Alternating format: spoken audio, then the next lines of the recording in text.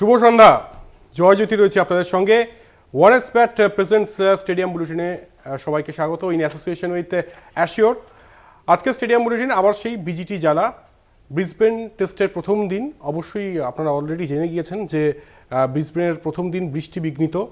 13 over 2 বল হয় আজকে খেলা, এবং ভারত টসে জিতে বোলিং নেওয়ার সিদ্ধান্ত নেয়। 13 ওভার 2 বলে অস্ট্রেলিয়ার স্কোর 28, কোনো উইকেট না হারিয়ে। যে দুটো পরিবর্তনের কথা আমরা গতকাল স্টেডিয়াম বুলেটিনে বলছিলাম, যে রবীন্দ্র জাদেজা আসতে পারেন অশ্বিনের জায়গায়, একই সঙ্গে আকাশদীপ আসতে পারেন হর্ষিত রানার জায়গায়, সেটাও কিন্তু আজকে দেখা গিয়েছে এবং সেই একাদশে এই দুজনই রয়েছেন। আমার সঙ্গে রয়েছেন এই মুহূর্তে কলকাতা টিভির যুগ্ম সম্পাদক গৌতম ভট্টাচার্য। গৌতম দা, স্বাগত।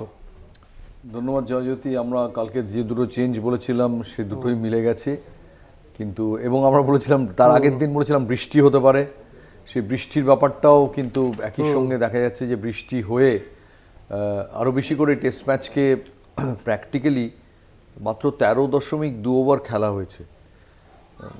ব্রিসবেন টেস্ট ম্যাচে অলরেডি দেখো ডিসিশন নিয়ে প্রশ্ন উঠেছে যে ভারত টস জিতে ব্যাট করলো না, কেন ফিল্ডিং করছে।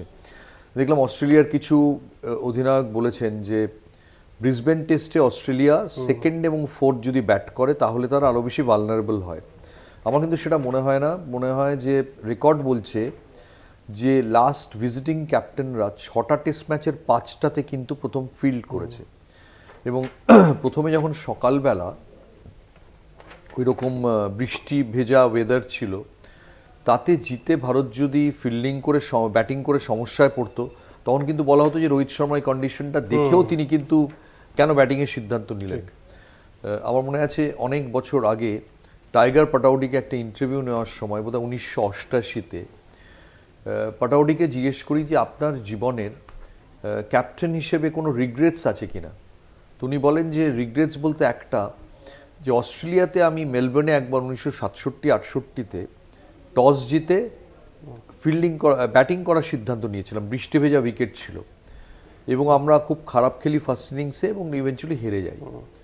তো আমার খুব অবাক লেগেছিল কথাটা শুনে, কারণ যে টেস্ট ম্যাচের উনি কথা বলছেন তার 2 ইনিংসে উনি করেছিলেন 75 এবং একটা হাঁটু প্র্যাকটিক্যালি নিয়ে 85, কারণ একটা হাঁটু কাজ করছিল না। ওই ইনিংসটা ইয়ান চ্যাপেল বারবার বলেছেন তার দেখা অন্যতম কোনো ভারতীয় ক্রিকেটারের খেলা সেরা ইনিংস। যিনি টস জিতে ব্যাটিং করে ওই রকম একটা ইনিংস ফার্স্ট এবং থার্ড ইনিংসে খেলেছেন, তিনি কি করে খেলা ছাড়ার এত বছর বাদে বলতে পারেন যে ওই ডিসিশনটা ভুল ছিল। তখন পাটাউডি বলেছিলেন যে আমি হয়তো রান করেছিলাম, কিন্তু আমি টিমের ক্যাপ্টেন হিসেবে আমার উচিত ছিল টস জিতে ফিল্ডিং করা।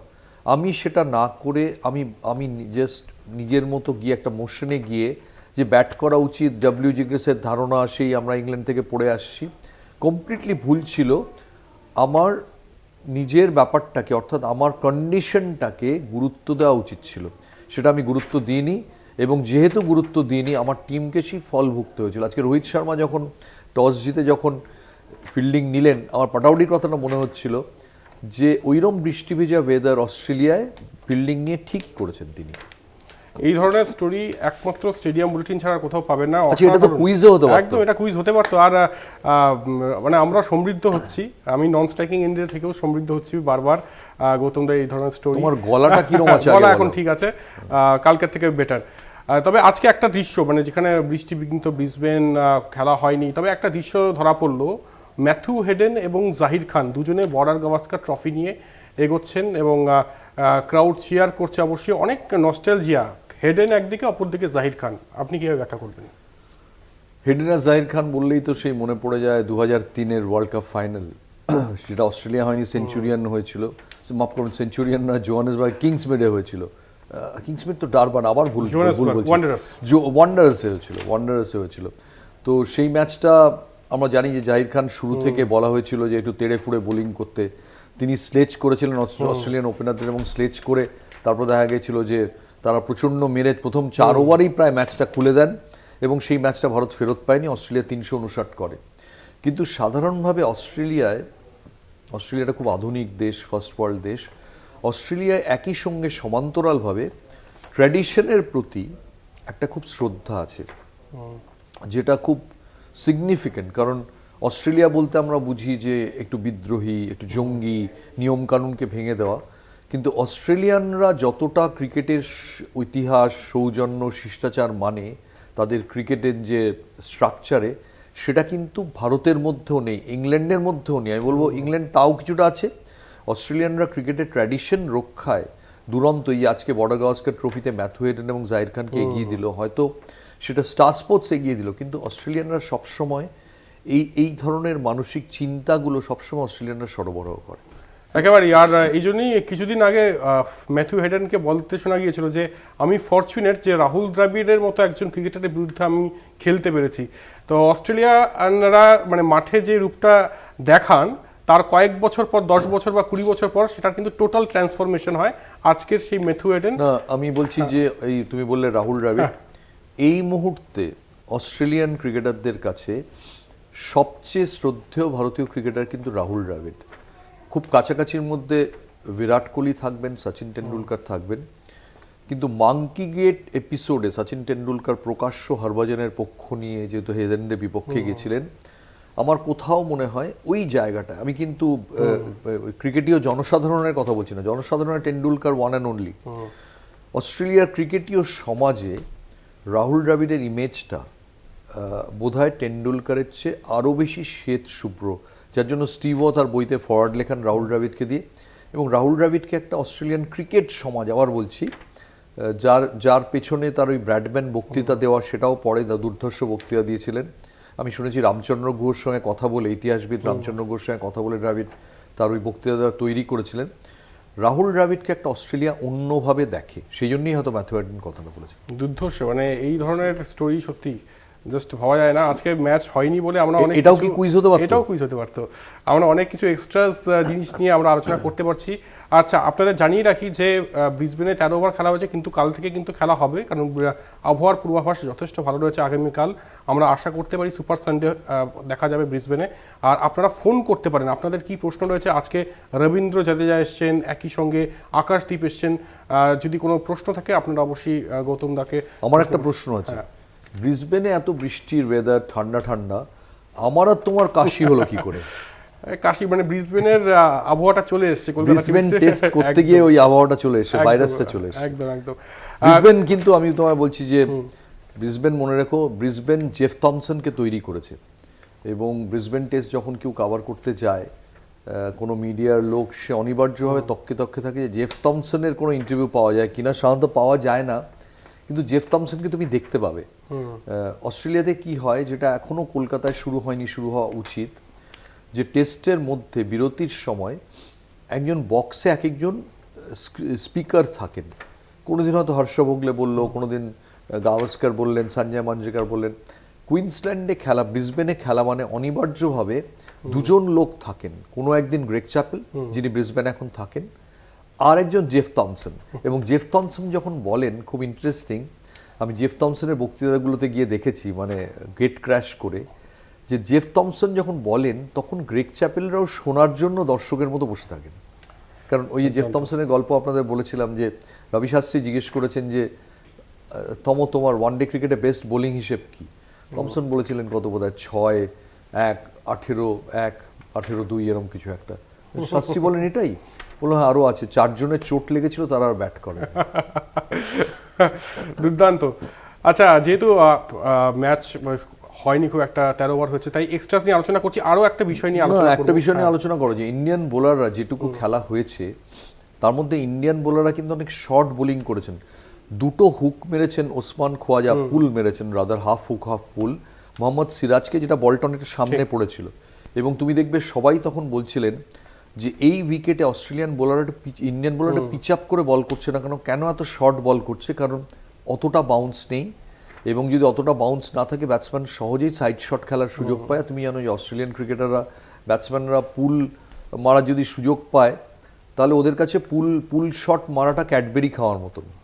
উসমান খোজা ওটাই করছিলেন আজকে, যেভাবে তিনি খেলছিলেন। আশা করব আগামীকালের ব্রিসবেনের সকালটা অন্যরকম হবে, এবং আকাশদীপকে কিন্তু সমীহ করছেন অস্ট্রেলিয়ান ব্যাটাররা। এটা অবশ্যই দেখার যে আগামীকাল সেই আকাশদীপ, মানে ব্রিসবেনের আকাশে দ্বীপ জ্বালাতে পারেন কিনা এই আকাশদীপ। একটা প্রশ্ন না করলেই না, খুব ইচ্ছে করছে করতে গৌতম দাকে। হরভজন সিং আজকে একটা মন্তব্য করেন এই বৃষ্টি বিঘ্নিত ব্রিসবেনই। তিনি বলেন 2007-8 সিরিজের কথা মনে করার, এবং তিনি বলেন একজন আম্পায়ারের কথা, নাম স্টিভ বাকনার, অনেকেই চেনেন, অনেকে যারা এই সময়ে খেলা দেখছেন তারা নাম শুনেছেন নিশ্চয়ই। স্টিভ বাকনার নাকি অস্ট্রেলিয়ার হয়ে ডেবিউ করেছিল 2007-8 সিরিজে, 2-3টে আউট দেননি, এবং বড় স্টেটমেন্ট হরভজন সিংয়ের তরফ থেকে, যেটা স্পষ্ট স্নিকোমিটারে দেখা গিয়েছিল। কি বলবেন? আমি এটাই বলবো যে স্টিভ বাকনার এবং ইন্টারন্যাশনাল স্পোর্টিং ওয়ার্ল্ড একটা দৃশ্য মিস করলো। আমি জাস্ট ভাবার চেষ্টা করছি, স্টিভ বাকনার আম্পায়ারিং করছেন আর খেলছেন ডিয়েগো মারাডোনা। সচিন টেন্ডুলকার অব্দি কলকাতায় গালাগালি দিতে এসেছিলেন, কি হতো যদি স্টিভ বাকনারের আম্পায়ারিং এর মধ্যে ডিয়েগো মারাডোনা পড়তেন। মানে এর থেকে আপনারা বুঝতে পারছেন যে কি বলতে এটা একটা চাইছেন। ফ্যান্টাসি সিচুয়েশন কিন্তু একদম। আচ্ছা, এরকম আলোচনা হতে থাকবে। এই মুহূর্তে একটা ছোট্ট বিরতি নেওয়ার সময় হয়ে গেছে। ছোট্ট বিরতি, ফিরছি খুব একটা শীঘ্রই। কফি বলো। ফিরলাম বিরতির পর, জয়জ্যোতি রয়েছে আপনাদের সঙ্গে। আর আজকে এই ব্রিসবেন টেস্ট নিয়ে আমরা কথা বলেছিলাম রঞ্জিজয়ী বাংলার অধিনায়ক সম্বরণ বন্দ্যোপাধ্যায়ের সঙ্গে। তিনি কি বলেছেন আমাদের শোনাবো। টু আর্লি টু সে, কারণ ওদের বোধ হয় 28 রান নো লস ছিল। এতে টসে ফিল্ডিং নেওয়া ঠিক না ভুল বলা খুব মুশকিল। না, চেঞ্জ গুলো ঠিক আছে, একদম আকাশদীপ ডিজার্ভ করে। কারণ আমার মনে হয় আকাশদীপকে নিয়ে জাডেজা হচ্ছে ম্যাচ উইনার, জাডেজাকে মাঠে বাইরে রাখাই উচিত না কখনই। Plus he can bat and brilliant fielder. জাডেজাই it's a big package for Indian team. ওকে বাইরে থেকে খেলা উচিত না, ওকে নিয়ে ঠিকই বলছে। এটা খুব আনফর্চুনেট, টিমের ক্যাপ্টেন হয় one of the best player, ক্যাপ্টেনের ব্যাটিং অর্ডার অটোমেটিক থাকে, কিন্তু এখানে ইন্ডিয়ান টিমের ক্যাপ্টেন ব্যাটিং অর্ডার নিয়ে স্ট্রাগল করছে, বুঝতে পারছে না কোন নম্বরে ব্যাট করতে যাবে। কারণ ওপেনিং স্লটে এখন জায়গা নেই, কারণ জয়সওয়াল এবং KL Rahul played very well, কি করে ওদের করবে সেখানে। এটা খুব আনফর্চুনেট, ক্যাপ্টেনের ব্যাটিং অর্ডার ঠিক করা যাচ্ছে না, সেটা খুব ডিফিকাল্ট বলা। সম্বরণ বন্দ্যোপাধ্যায় আমাদের সঙ্গে কথা বলেছেন, এবং সম্বন্ধা বললেন যে জাডেজাকে বাদ রাখাটা কঠিন। হ্যাঁ। আমার শুধু একটাই বক্তব্য জয়জ্যোতি, যে তোমার 3টে স্পিনার 3টে টেস্ট ম্যাচে খেললো। ওয়াশিংটন সুন্দর প্রথম টেস্ট ম্যাচে, সেকেন্ড টেস্ট ম্যাচে অশ্বিন, থার্ড টেস্ট ম্যাচে জাডেজা। এটা কিন্তু থিঙ্কিংয়ের কোথাও একটা ইনকনসিস্টেন্সি। আমি মেনে নিলাম পিঙ্ক বল টেস্টে তুমি অশ্বিনকে খেলিয়েছো, যদি খেলিয়ে থাকো তুমি তোমার 1 নম্বর স্পিনারকে আবার বাইরে করে দিলে কেন একটা ম্যাচের পর? তুমি তোমার যে ব্যাটসম্যান ফেল করছে তাকে কি একটা ম্যাচের পর তুমি বাইরে করে দিচ্ছ? যেই হোক, তাহলে তুমি জাডেজাকে শুরু থেকে খেলাতে পারতো, জাডেজা শুরু থেকে খেলালে না কেন? স্পিনার নির্বাচনের ব্যাপারে এই ট্যুর ম্যানেজমেন্ট কমিটির কিন্তু একটা ইনকনসিস্টেন্সি দেখা যায়। তুমি যদি ওয়াশিংটন সুন্দরকে মনে করো যে সে তোমার ব্যাটিং এবং বোলিংয়ে তার খুব ইউজফুল, তাকেই ধরে রাখো। এবার আবার যদি তুমি তাকে 4th টেস্টে ফেরত আনো, সেই লোকটাও তো কনফিডেন্স পাবে না। কোথাও একটা মনে হয় যে রোহিত শর্মার এবারে এই যে টিমের সঙ্গে শুরুতে না যাওয়া, রোহিতের রান না পাওয়া, অস্ট্রেলিয়ায় ক্যাপ্টেন কন্ট্রিবিউট না করলে না খুব ডিফিকাল্ট হয়ে যায় টিমের পক্ষে। এত প্রেশার থাকে পুরো ম্যাচে যে অস্ট্রেলিয়া সবসময় মিডিয়া, প্রাক্তন ক্রিকেটার একদম ঘাড়ের কাছে। অস্ট্রেলিয়া এবং ইংল্যান্ড এই দুটো জায়গায় আমি দেখেছি যে তুমি মিডিয়া এবং ক্রিকেটার মিলে এমন একটা ওয়ার জোন তৈরি করে রাখে যে তোমাকে মাঠে খেলতে হয়, আরেকটা ওয়ার জোনে খেলতে হয়। এই দুটো ওয়ার জোনে একসঙ্গে খেলা তখনই সম্ভব যদি তোমার ক্যাপ্টেন খুব বেশি মেন্টালি একটা তাগড়াই স্টেটে থাকে, যদি তার পুরো টিমের উপর কন্ট্রোল থাকে, নিজের উপর কন্ট্রোল থাকে। রোহিত শর্মা এমন একটা সময়ের মধ্যে দিয়ে যাচ্ছেন, তিনি নিজেও দেখতে পাচ্ছেন, লোকে বলছে যে তুমি বসে যাও, বেশি দিন খেলো না। এই সময় রোহিতের একটা রান আবার ভারতকে কিন্তু ফেরাতে পারে, কিন্তু রোহিত শর্মা রান না পেলে ভারত কিন্তু আবার স্ট্রাগল করবে। একদমই, মানে রোহিত শর্মা যদি ব্যাটিংয়ে রান না পান তাহলে একটা বড় সমস্যা হতে পারে। এবং আজকে সম্বরণ বন্দ্যোপাধ্যায় আরও একটা কথা বললেন যে এটা খুব আনফর্চুনেট, দুর্ভাগ্যজনক যে ক্যাপ্টেন তার ব্যাটিং অর্ডার জানেন না। কি বলবেন? এটা সত্যি আনফর্চুনেট। এটা ইদানিংকালের মধ্যে কখনো হয়েছে বলে আমি মনে করতে পারছি না। এটা যখন হয় তখন তার মানে তুমি ভেবে থাকো যে ক্যাপ্টেন ব্যাটিং অর্ডার যে খুঁজে পাচ্ছে না, তার মানে তার মাইন্ডটা ঠিক জায়গায় নেই। তখন সে কিন্তু গোটা টিমের ব্যাপারেও স্বচ্ছতা দেখাবে এরকম কোনো গ্যারেন্টি নেই। তোমার যে কোচ, সেই কোচও নতুন, কোচও টেস্ট ম্যাচে নিজেকে প্রুভ করতে পারেনি, 0-3 হেরে এসছে আগের সিরিজে। কাজে ইন্ডিয়ার উপর প্রেশারটা প্রচুর। বিরাট কোহলি সেরমভাবে রানের মধ্যে নেই, একটা সেঞ্চুরি করলে কী হবে, ওভারঅল ফর্মে নেই, বাকি 3টে ইনিংসে ফেল করেছে। কাজে ব্রিসবেন টেস্ট ম্যাচটা খুব ক্রুশিয়াল। যদি বৃষ্টি হয়ে ব্রিসবেনটা কেটে যায় ভালোই, তাহলে কিন্তু ইন্ডিয়ার ভালো, কারণ মেলবোর্ন সিডনিতে ইন্ডিয়া ঐতিহাসিকভাবে ভালো করেছে। অতএব তুমি প্রে করো যে যতই আমাদের ঠান্ডা লাগুক, ব্রিসবেনে যেন বৃষ্টি মোটামুটি করে ম্যাচটা ড্র করে দেয়। একদম, তাহলে কিন্তু একদম জমে যাবে, এইটুকু বলাই যায়। আরেকটা বিষয় বলার, যে এই অবস্থা, রোহিত শর্মার ব্যাটে রান নেই, এই সময় না মনে হয় কোথাও যে মনস্তাত্ত্বিক লড়াইটা চলে, এবং সেক্ষেত্রে একজন মনোবিদের প্রয়োজন হয়। প্যাডি আপটনের কথা মনে আছে 2011 বিশ্বকাপ? মনে করে দেখুন, খুব বেশি দূর যেতে হবে না, গুকেশের কথাটা মনে করে দেখুন। গুকেশ এই মুহূর্তে একদম ট্রেন্ডিং, যেভাবে তিনি চ্যাম্পিয়ন হয়েছেন, বিশ্ব চ্যাম্পিয়ন হয়েছেন, তারও মনোবিদ কিন্তু সেই প্যাডি আপটন। আপনার কি মনে হয় যে এক্ষেত্রে একটা মনোবিদের প্রয়োজন? গুকেশের কার্লসেনরা বিদ্রুপ করছেন গুকেশকে, ম্যাগনাস কার্লসেন বলছেন এটা ওয়ার্ল্ড চ্যাম্পিয়নশিপই নয়, কেউ কেউ বলছেন সিলি মিস্টেক টুইট করছেন চীনা প্রতিপক্ষের। কিন্তু গুকেশ পুরো লড়াইটা কিন্তু জিতেছেন জাস্ট মনের জোরে। মনের জোরটা দাবাতে এখন ভীষণ ইম্পর্টেন্ট হয়ে গেছে। এবং তুমি একটা জিনিস ভেবে দেখো যে দুটো লোক বেসিক্যালি একটা বক্সিং ম্যাচই প্রায় হচ্ছে একটা ঘরের মধ্যে বসে। সেখানে তুমি যদি মনের জোরটা খুব বেশি না হয়, কারণ তুমি যখন একটা চাল দিচ্ছ, আমার দু একজন গ্র্যান্ডমাস্টার বলেছেন যে তুমি যে চালটা দিচ্ছ বডি ল্যাঙ্গুয়েজটাও একটা লোক দেখতে পাচ্ছে, শুধু কিন্তু চালটা না।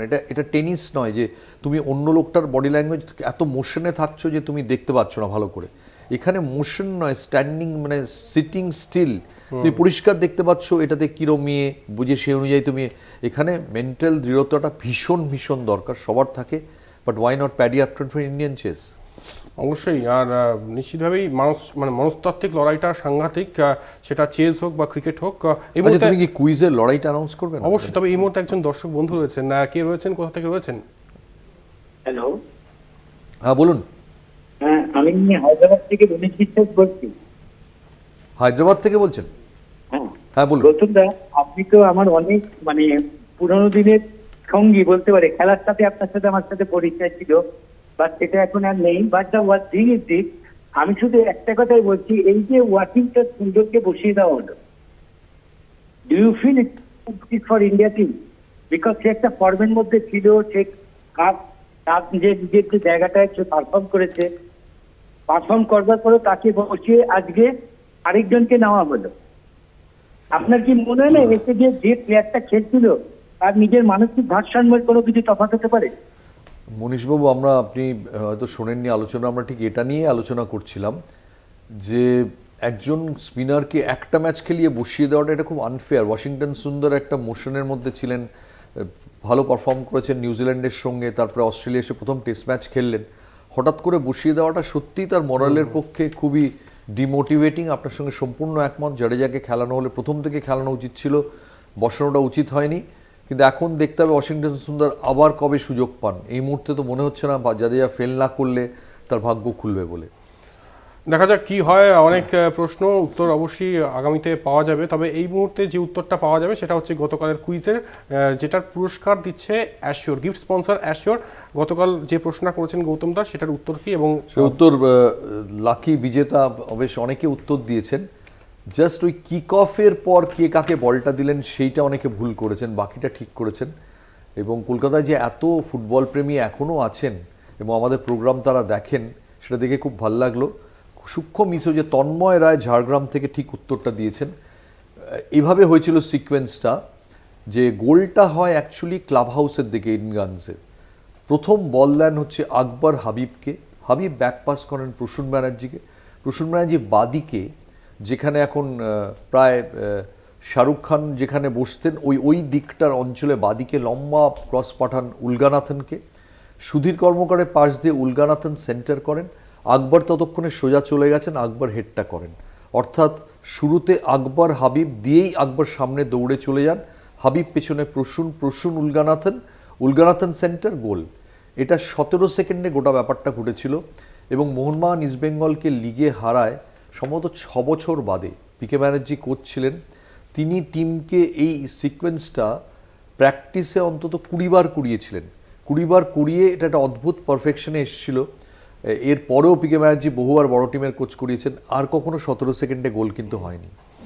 আজকের বিজয়ীরা অলরেডি আপনারা জেনে গেছেন। আরেকবার বলে দিচ্ছি যে তন্ময় রায় ঝাড়গ্রাম দুর্দান্ত উত্তর দিয়েছেন। এবং আজকে নতুন কি প্রশ্ন? তুমি বলো নতুন কি প্রশ্ন দেওয়া যায়। আচ্ছা, একটা খুব সহজ প্রশ্ন দিই। আমি খেলতাম ফুটবল, আমি ছিলাম স্কুলের ফুটবল টিমের ক্যাপ্টেন। সবাই ভাবতো যে আমি বোধহয় ফুটবলটাই খেলবো, আমার হিরো ছিল সব ফুটবলাররা। কিন্তু তারপরে আমি হঠাৎ করে ঠিক করলাম আমি ক্রিকেট খেলবো। তারপর আমি ক্রিকেটেই চলে এলাম, ফুটবলকে ছেড়ে আর ক্রিকেটে থেকেও গেলাম। আমি কে? আমি ভারতীয়, কিন্তু আমি কে? উত্তর অনেকেই পারবেন আমরা জানি, তবে এই পুরস্কারটা দিচ্ছে অ্যাশিওর, তাই পুরস্কার তুমি জিতুন একটাও অ্যাশিওর এখন থেকে। অবধি পেরেছো বলে প্রমাণ নেই।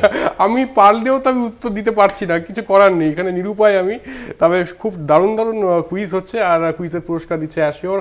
আপনারা অবশ্যই উত্তর দিন এবং 8টার আগে, সকাল 8টার আগে উত্তরটা দিন, এবং তারপরে লটারির মাধ্যমে যার নাম উঠবে তারা 15 দিনের মধ্যে পুরস্কার এসে নিয়ে যাবেন কলকাতা টিম আমার একটা দপ্তরে। জিনিস দেখে ভালো লাগলো, তুমি এতদিন পুরস্কার দিচ্ছিলে আমেরিকা, ইটালি, আমার মনে হচ্ছিল যে তুমি চাও না কেউ এসে প্রাইজটা নিক। এবার ঝাড়গ্রামকে দিয়েছো, এবার কেউ অন্তত অফিসে আসবে প্রাইজটা নিতে। না, যারা আমেরিকা ইটালিতে থাকেন তারাও আসছেন, তারাও প্রতিনিধি পাঠিয়ে দেবেন, তাই প্রাইস কারো মার যাবে না, এইটুকু বলাই যায়। তবে আর বেশিক্ষণ সময় নেই, খুব দ্রুত জানতে চাইবো চ্যাম্পিয়ন্স ট্রফি নিয়ে আজকে বৈঠক চলছে, হাইব্রিড মডেল না কি হতে চলেছে, মনে করা হচ্ছে হাইব্রিড মডেল হতে চলেছে, এবং এক্ষেত্রে আরেকটা সন্ধি করেছে পিসিবি, সেটা হচ্ছে 2027 পর্যন্ত ভারতে ট্রাভেল করবে না পাকিস্তান, অর্থাৎ 2026 টি20 বিশ্বকাপ পাকিস্তানে ভারতে এসে খেলবে না, সেক্ষেত্রে শ্রীলঙ্কা খেলতে পারে, কলম্বোতে খেলতে পারে। গৌতমদা, যেভাবে যাচ্ছে বিষয়টা কি বলবেন? আমার একটাই প্রশ্ন, 2026 টি20 বিশ্বকাপের ফাইনালে যদি পাকিস্তান ওঠে, ফাইনাল তো ভারতেই খেলা হবে, তখন কি হবে? এটা একটা কুইজ দিলাম। এটাও কুইজ, এটার এই কুইজটা আমরা জয়সার উদ্দেশ্যে ছুড়ে দিচ্ছি। তো অবশ্যই যদি তারা স্টেডিয়াম বুলেটিন দেখে থাকেন তাহলে সেই উত্তরটা আমার মতে পাকিস্তানকে ভারতে এসেই খেলতে হবে। ফাইনাল যদি ভারতে হয়, ভারতে না খেলে কোথায় যাবে? আর ভারত ফাইনাল ছেড়ে দেবে, আহমেদাবাদ ফাইনাল ছেড়ে দেবে, তাহলে তোমার আমি খোকন বলে কালকে থেকে ডাকবো। অনেক প্রশ্ন বললাম না, অনেক কিছুর উত্তর এখনো পাওয়া যাচ্ছে না, তো দেখা যাক কি হয়। আরেকটা বিষয়, সেটা হচ্ছে সময় একদম শেষ, মোহাম্মদ শামি। শামি নামটা আসলেই বারবার মনে পড়ে সেই পুরনো নস্টেলজিয়া। শামিকে নিয়ে কী হচ্ছে, মানে তিনি ফিট রয়েছেন কি ফিট নন? বলা হচ্ছিল যে তার কিট চুরে গিয়েছে অস্ট্রেলিয়াতে, অস্ট্রেলিয়া যাওয়াটা সময়ের অপেক্ষা, এই মুহূর্তে আবার শোনা যাচ্ছে তিনি বিজয় হাজারে খেলবেন। হচ্ছেটা কি শামিকে নিয়ে? না, স্বামীর এই একটা কথা বলা হচ্ছে যে স্বামী লং স্পেল করলে তার পা নাকি ফুলে যাচ্ছে। এবার মনে করা হচ্ছে যে লং স্পেল ভারতবর্ষে অনেক নরম মাটির, অস্ট্রেলিয়াতে অনেক শক্ত মাটির, যদি নরম জায়গাতেই তোমার পা ফুলে যায় তাহলে শক্ত হয়তো আরও বেশি পা ফুলে যেতে পারে, তখন ভবিষ্যৎ ক্ষতিগ্রস্ত হতে পারে। এইসব ভেবেই হয়তো স্বামীকে এখনও, কিন্তু ব্রিসবেনে যেহেতু যেতে পারলেন না, তারপর আর বাকি দুটো পড়ে রইল জাস্ট। অবশ্যই এক্ষেত্রে কি হয়, স্বামীকে নিয়ে কি কথা বলেন ভারত অধিনায়ক রোহিত শর্মা, সেটাও আমাদের নজরে থাকবে। এই মুহূর্তে শেষ করতে হচ্ছে স্টেডিয়াম বুলেটিন। অনেক ধন্যবাদ গৌতম দা আমাদের এতটা সময় দেওয়ার জন্য। শেষ করছি আজকে স্টেডিয়াম বুলেটিন। কফিটা এরপর বলো। দেখতে থাকুন stadium bulletin, presented by one x bat in association with অ্যাশিও।